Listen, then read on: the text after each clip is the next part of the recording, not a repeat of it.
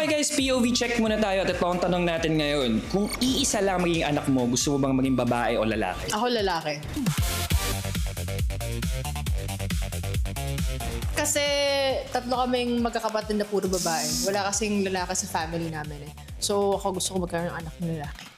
So ikaw, kung magkakaanak ka ng lalaki, how do you think you would parent a guy? Ako kasi gusto ko maging talagang close, pero syempre may authority pa din as a parent. Pero gusto ko syempre na maging parang super best friends kami nung magiging anak ko. And kasi gusto ko rin mamana yung pagiging protector ng tatay. So gusto ko maging protector siya ng family kapag wala yung tatay. Feeling ko naman dyan lagi yung tatay.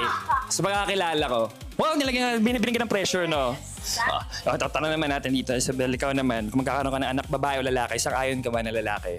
Ako, maiba naman ako. I think ako, pag nagkaroon ako ng isang anak, gusto ko babae. Well, lumaki kasi ako na only child talaga rin ako sa mommy ko. And sobrang nagustuhan ko yung relationship namin ng mom ko kasi para rin kami naging mag-best friends. So, isa yon. Pangalawa, meron akong manika na pwede kong bihis-bihisan anytime. Like a little plaything, yes. ganon. Tsaka, parang magiging protective din ako. Yun lang yung siguro yung medyo nakakatakot pag babae yung anak. Kasi syempre kailangan sobrang protective ka sa mga manliligaw, ganyan. Yes. Oh, naging protective ba sa'yo? Oo, pero siguro mga one notch down. Charot, mama. I love you. Hello. Happy Mother's Day! Ayun. But as a daughter, like, alam naman natin, society, like, siyempre mga lalaki, like, there are things that are mas pro sa lalaki. So, would you want na yung anak mo to go through the same struggles that you did growing up?